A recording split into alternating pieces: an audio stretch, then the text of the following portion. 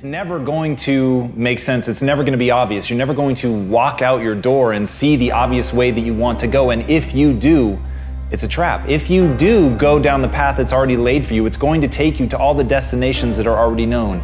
It's going to take you to all of the places that instinct drove the people before you. But if you want to go somewhere unique, if you want to go somewhere that only you would go, if you want to create something new and really live a life that was meant for you because it's literally crafted by you, you have to take the first steps on faith. And as Rumi said, as you start to walk out on the way appears. So as you're looking at the choices that are before you, where you've got a path that's well trodden, you've got a path that literally is invisible and won't become something until you step on it, you have to understand that that's what this life is meant to be, and that the only frustration that you will look back on with tremendous regret is knowing that you did what was easy, even though it wasn't you. There's some mechanism inside of us. There's something that wants us to walk a path that's never been walked before. And the thing that makes it so hard is right now inside of you is a desperate desire for that to be easy. But it's not going to be easy. It's going to be hard. You're going to fail. You're going to stumble. You're going to fall on your face. And thank God. Because as Muhammad Ali said, only a man who knows what it's like to be defeated can reach down to the bottom of his soul and come up with the extra ounce of power it takes to win when the match is even. So what you have to ask yourself is, what do you want? Do you want it to be easy? Do you want the path to be well-worn? Or do you want the path to be yours? Do you want to know that inside of you is something that you can reach into and grab and that will be there at the moment that you most need it? Do you want to know that you're that type of person? Because if you do, you have to be willing to walk the path that doesn't exist. You have to be willing to tread through the brambles. You have to be willing to fall, because it is in that process of failure and pain and agony and suffering that you will become. That's the process that will make you you. That's the process that will shape you. It's the suffering that gives you the reserves to draw on when you need them most. So when you ask for safety, when you ask for ease, know that you're saying a prayer for weakness. And when you take the hard way, know that you're forging yourself. When you make those demands, know that you're building a reserve tank that will be there at the moment when you need it. When you walk the path that only you can walk, know that you're living the life that you were meant to live. And that, my friends, is how you become the you worth becoming.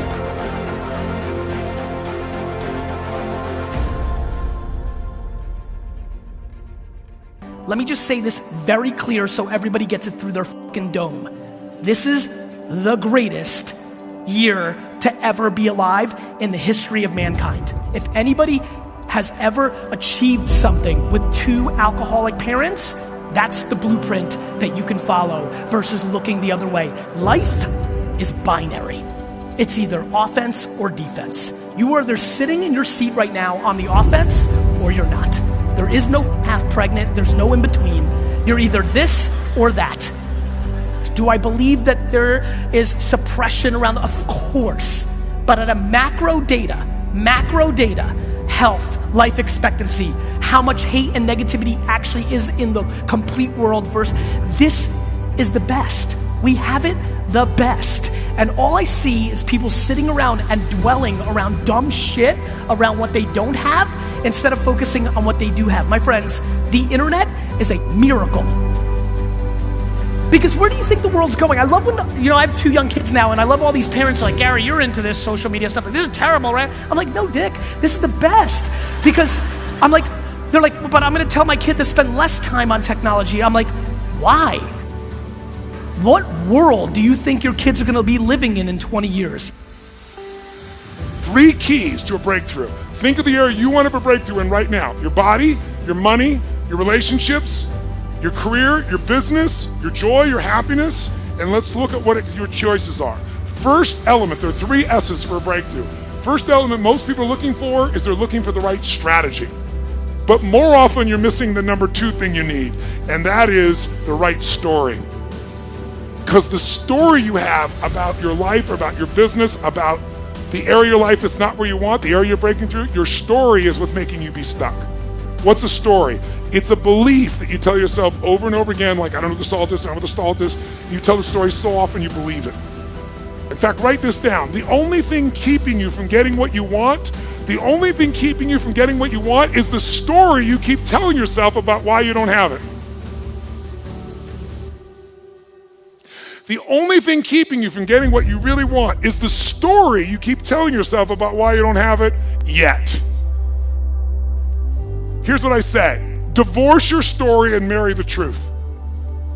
I can teach you a million strategies that'll change you overnight. And if I get you to use a strategy and grow your business 30% like that, you are gonna get so excited that your story about your business will change, won't it? You're like, I can rip this open. I'm gonna make this thing 100% more profitable. That's why 80% of those people, I can grow them 30 to 130%, because once I get them to have momentum, people's story changes. And when their story changes, the third and most important thing changes, their state. You've got to figure out what it is that actually makes you feel alive. And if you understand that the game that you're playing is actually a game of brain chemistry and that nothing else matters, there's no objective truth, there's no one path to glory, there's no one life for you to live. There's only the subjective truth, the thing inside you, that gut instinct, that voice that whispers to you. You've got to learn to trust that. You've got to learn to trust it by building it up. You've got to learn to trust it by taking actions and gut checking yourself and asking, is that me? Is that who I want to be? Or is that somebody else, cultural voice, my parents, my lover, whatever, trying to speak through me? And as Harley Davidson said, when writing the story of your life, don't let anyone else hold the pen. So right now, ask yourself, who's writing your story? Is it you? Are you really listening to the voice in your head? Are you looking at and living by the things that give you the chills? Or are you trying to live a life that somebody else wants for you? And remember, when you think about that question, what William James said, act as if what you do matters, because it does. Even if for nobody else, every step you take, every thought that you allow to permeate your mind, everything that you obsess about, your dreams, the things that you want, the hopes that you spend your time with, they matter to you because they tell you who you are. They tell you who you're trying to become. And ultimately, those things that you let monopolize your mind will become you. So if somebody else is holding the pen, if somebody else is forcing you to write something that doesn't make you feel alive, that is a life lost. And that is how you die, my friends, before you ever had a chance to live.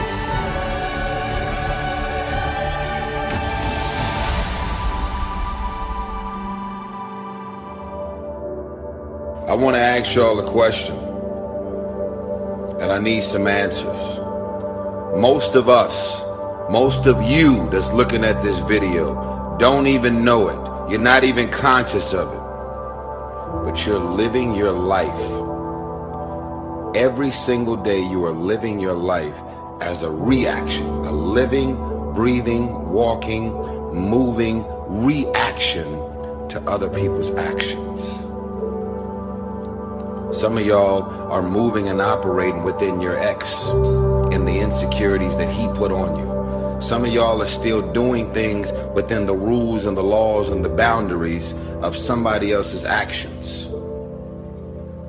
Answer the question. Really think about it before you answer. Are you living your everyday life as a reaction to somebody else's actions, good and bad? As Naval Ravikant said, the only way to truly learn something is by doing it. Yes, listen to guidance, but don't wait. That is such a powerful idea, and I know right now you're listening to this because you want motivation, you want to be inspired, but my greatest fucking fear is that you'll get motivated, you'll get inspired, and that'll just be a declining arc for a few minutes after you listen to this video that ends with you doing nothing. And what I want, what I really hope for, and the reason that I give myself over to making these so completely is I know some percentage of you on the other side of this will ultimately be prepared to take that first step. You will realize that the only thing that matters is action, and you will take that action. And it's in that action that your potential greatness waits. And as Martin Luther King said, take the first step in faith. You don't have to see the whole staircase. Just take the first step. You've just got to believe that you can learn. You don't have to believe that you're already capable of doing what you want. You don't have to believe that you can already build that thing that you dream. You don't have to believe that you already are extraordinary. You simply have to believe that if you take that first step, you put yourself on a journey not of execution, you put yourself on a journey of learning so that you can execute. And that, when you understand that difference, that's when you really will be on that path to greatness. And that is the thing that I want for everybody listening to this. Please understand, the only thing you need to know is that you have to take the first step. Whatever the vision is that you have for your life, you absolutely can make it come true. And the process is very simple. The process is about learning. The process is about growing and getting better. It's about recognizing what you're not good at. It's about recognizing what you have to learn. It's about taking that first step on faith. On faith that you can get better. Not on faith that you're great. On faith that you can become the greatest of all time.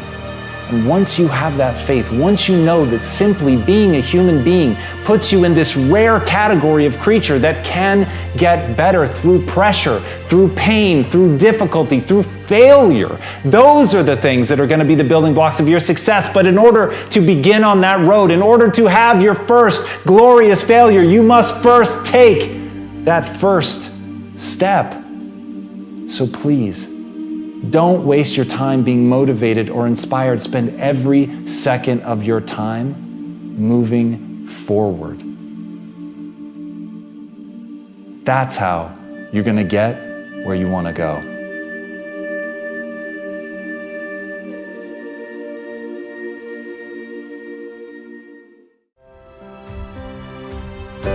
One of the most powerful thoughts that I know is, will this matter once I'm dead? Will this matter in 200 years, 300 years? How about 1,000 or 2,000 or 1,000,000 years? See, you have an opportunity today to step into your greatness, to live the way that you want to live.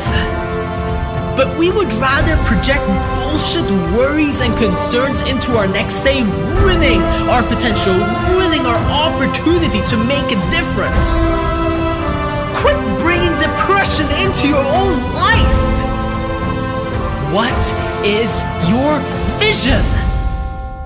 Greatness is the most demanding mistress you're ever going to encounter. And I understand the advice that I'm about to give you is not for everyone. Most people should turn this off. But if you're going to stick with me, if you're going to listen to what I have to say, it's because you want something tremendous in your life. You want to stand out from everyone else. You want to do something more than other people think is possible. You literally want to stand outside the norm. And if that's the case for you, then understand that, as Albert Einstein said, only one who devotes himself to a cause with his whole strength and soul can be a true master. For this reason, mastery demands all of a person.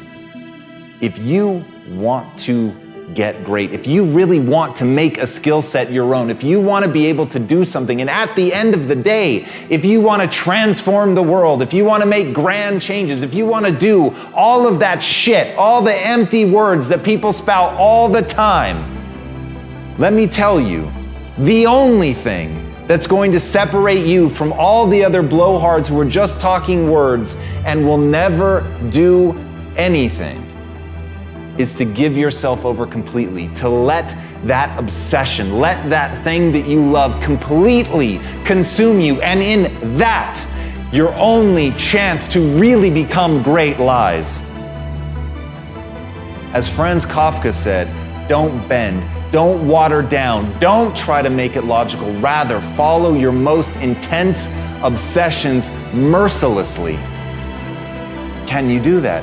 Can you become mercilessly obsessed? Can you let something occupy you to where all logic and reason is gone out the window and the only thing that matters is whether or not you accomplish? Will you hold yourself accountable to metrics? Will you look at the world and see, am I actually making change? Are you prepared to hold yourself to that standard? Because if you are, there is nothing you can't fucking do. If you're willing to take that responsibility on to transform yourself as a human being, if you give yourself over to getting great, if you give yourself over to that obsession, if you feed it like you would feed a beast, if you feed it like you would feed a fire that can wipe out an entire mountainside, then you've got a chance.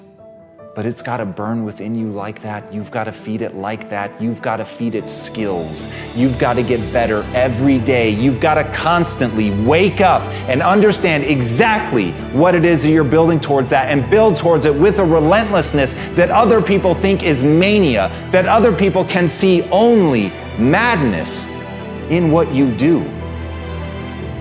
And if you can push yourself to that level, then the world will bend to your will. What I'd like for you to do right now, I want you to think about your dream. Think about your dream right now and envision it. I don't know what that dream is that you have. I don't care how far-fetched it might appear to be. I don't care how disappointing it might have been as you've been working toward that dream. But here's what I know, that dream that you're holding in your mind, that it's possible. See, sometimes we can't say, I can do that. But what we can say, that it's possible that I can have my dream as we run toward it, as we work on it day in and day out. And most people don't work on their dreams. Why? They stop growing, they stop working on themselves, they stop stretching, they stop pushing themselves. These are not risk takers. Most people have done all that they're ever going to do. They raise a family, they earn a living, and then they die. But people who are running toward their dreams, life has a special kind of meaning. That in the process of working on your dreams, you are going to incur a lot of disappointment, a lot of failure, a lot of pain, a lot of setbacks, a lot of defeats. But in the process of doing that, you will discover some things about yourself that you don't know right now. What you'll realize is that you're more powerful than you could ever begin to imagine. Align yourself with people that can encourage you, people that can empower you, people that you can learn from, people that you can grow from. Look at your life, look at where you want to go. Don't worry about your circumstances. Don't worry about your age. See, it's time now. If you want to make this your decade, you've got to start saying yes to your life. You've got to start saying yes to your dreams, yes to your unfolding future, yes to your potential. Why not? The future is unfolding for you right now. The future is unlimited for you right now. No one knows where you can go. No one knows what you're capable of or what's possible for you. We have the power to change our personal history, changing the direction of our lives, changing our thoughts, changing where we want to go, exploring new horizons. So as you begin to look at this decade and affirming that this is your decade, as you set goals that will make you stretch, that will bring out the best in you, as you begin to remove the negative, toxic people from your life, as you decide to take some chances in life. And that's one of the things that's very important. Viscott said, if you're not willing to risk, you cannot grow. And if you cannot grow, you cannot become your best. And if you cannot become your best, you cannot be happy. And if you can't be happy, then what else is there? People should make New Year's resolutions if they're actually watching this video on January 1st. If they're watching it on December 23rd, they should make December 23rd resolutions. Waiting miraculously to when the calendar flips to start making your life better is silly at best and pisses me off at worst. And so whenever you're watching this, because it lives on the internet, and thus that means you could watch this on June 17th, 2017, make a resolution every day of your life because you only get one at bat. The reason people struggle with having a New Year's resolution and sticking to it is because it was a tactic to do a New Year's resolution. Hence why my first answer was right, which is when you actually decide to make a change in your life, whether about weight or job or going out with somebody or relationships, that's when you actually pull it off. It's religion, not tactics. It all comes down to the inner game, my friends. Changing your life is a change in the inner game. The outside world you can't control, but you have absolute control over this one if you learn the dynamics of what shapes you. Raise your standard. Take those 3 magic words and live them.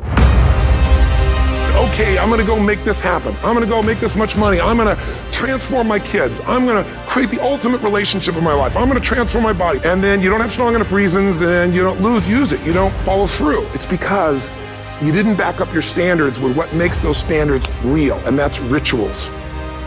Rituals are where the power is. Rituals define us. See, all the results in your life are coming from your rituals. They start with a standard and then have rituals that follow it up. So the secret to real happiness is progress. Progress equals happiness, and if we can make progress on a regular basis, we feel alive, and that's why at the beginning of the year we get this thing like, okay, I can have this fresh start, I could really do what my soul desires, I could expand, I could grow, I could improve, I could change. Or maybe better than change, I could progress. Think about that. Progress is an aliveness to it, doesn't it? You don't have to work at changing. People say all the time now, well, I'm working on changing. Don't worry about it. You don't have to work on changing. Change is automatic. But progress is not. There is a system, there is an orbit that you've been functioning in, and that most of the people around you contribute to. There's a social construct that contributes to you coming back down again. That defines you. And people are comfortable with you. They don't mind you leaping up every now and then, as long as you come back down with us. In fact, people only hate on you when you try to get away. As long as you come back down and fit back in the system, people don't have no trouble with you. But the moment you pack up your bags and say, see you, wouldn't want to be here, I'm out of here, people have a problem with that because you're leaving the orbit. And you're going to have to break the gravitational pull, and then you're going to fly. You're going to spread your wings and you're going to sail into your destiny. There's a reason you survived. There's a reason you endured. There's a reason that you cried but didn't faint. That you crawled but you didn't collapse. That you fell down but you weren't shattered. You're a new person, but before you walk out of that door, you got to have a new mind. You cannot believe the old labels. I want you to stop speaking negativity over yourself. You are an answer. Walk like it, talk like it, plan like it. The world will change their opinion about you the day after you do. A vision is about what you're here to create. A vision that really works is one that excites you. If you say, well, my resolution, my goal, my outcome for this month, this week, this year is to lose X number of pounds, that's okay, but it's not very compelling. It has to be a compelling vision. It's got to have something that has the power to pull you, not something you have to push yourself to do. Those are two different kinds of motivation. Push requires willpower, and willpower never lasts. What will last is pull. Having something so exciting, so attractive, something you desire so much that you have a hard time going to sleep at night and you get so up early in the morning to rock it and take it to the next level. So it's got to be a vision that's compelling. Something that you know it's going to be a gift to make sure that it happens. And also, along with that compelling vision, you got to have strong enough reasons that you're going to follow through when the going gets tough. Reasons come first, answers come second. If you get a compelling vision and you got strong enough reasons that will push you through the tough times, you're gonna do things other people don't do. Instead of collapsing, even if you get off target, you won't go, oh, I blew it. You'll get right back on target, make the change, make things happen. And I know you've done this in many areas of your life. Just think about it again. I'm not teaching you something really new here today. I just want to remind you of what your soul knows. You gotta change, you gotta improve, and you gotta go through a simple process fundamentally to make that progress. First step, vision that's compelling. Second step, make sure that there's strong enough reasons to follow through. Third step, you gotta review it and feel it every day. You know, what do people do with a New Year's resolution? They come up with something they kind of want. It's not a compelling vision. They don't really have strong enough reasons, and they never review it again until to notice that they broke what they said they really want to have make happen, because they didn't really resolve. If you resolve, you got the vision, it's compelling, you review it daily, and you feel it, you envision it, and you experience it. Simple as it sounds.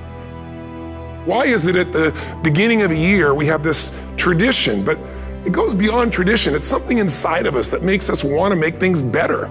And I think part of it is the calendar gives us this idea that we could have a fresh start, that we can start from fresh and have this great victory. And it's really, the calendar itself is quite arbitrary. It's wonderful to use it, but if you didn't use it effectively, let's use the calendar to serve you today. Let's just see, what does it really take to make this thing happen? Because there's no denying that inside of you, the only thing that's gonna make you happy in the year ahead and the decades ahead is gonna be having you have an experience where on a regular basis, you feel like your life is making progress. The strongest force in the whole human personality is this need to stay consistent with how we define ourselves. If you define yourself as somebody who is really conservative, you're not gonna be crazy and act nuts unless you're really drunk or something, and then you can say it's the alcohol, when it's really just you finally getting permission to be yourself. The alcohol is your excuse. If you're a really crazy person, you act crazy, outrageous, playful. You don't act conservative because that's not who you are. Very often people say, well, I can't do that. I'm not that kind of person. And I always say to people, really, when did you define yourself? When I talk about, shoulds versus musts, think about your own life. I know there have been areas in your life where some point in time you just shifted and you raised the standard and your life changed. Because whatever people have their identity attached to, they live. Wants don't get met consistently, standards do. Whatever you identify, this is who I am. And so it's not so much about changing your identity as it is expanding it. Deciding that, instead of your goal is to lose 10 pounds, which is not compelling, what if your vision was to get back to my fighting weight? This year, this month, this next 90 days, I'm gonna transform my body. I'm gonna take on a new challenge. I'm gonna find some technique or strategy, there's a million of them, that can reframe myself where I want to feel younger, stronger, more vibrant than ever before. Here's my reasons, because I want the energy to really make my life work, because it's tough out there and I want to be stronger than I've ever been before. If you are where you want to be physically, you have very different rituals than if you're not where you want to be physically. If you're overweight, you and I both know you got a different ritual than if you're physically fit. The only thing that's going to make you happy, my friend, in this year or any other, is to step up. It's to raise the standard, it's to discover what you're capable of and feel that incredible power of pushing through whatever's holding you back and get to the other side of more of your true self. That's what this game's all about. Don't let this year be like last. And if last year was great, still don't let it be that way. Raise the standard. If your life is perfect and extraordinary, you darn well know you're not gonna be happy unless you keep making it better. That's what makes us feel alive. It's not what we get that makes us happy, it's who we become and what we're able to give because we become more. Once you discipline yourself in one area of your life, you feel yourself doing it in other areas as well. I always say something that my original teacher taught me. I always remind people, there's always two pains in life. There's the pain of discipline, or there's the pain of regret. And discipline weighs ounces, as my friend Jim Rohn taught me. Regret weighs tons. You don't have regret. If you make the changes in yourself, you're gonna be proud this year, and no amount of money or accolades from other people can mirror the feeling of being proud of knowing you've taken back control of your life, or you've taken a great life to another level. Because once you do that, you have something you can give other people, whether it be your kids or your friends or your family, and ultimately that's what life's about.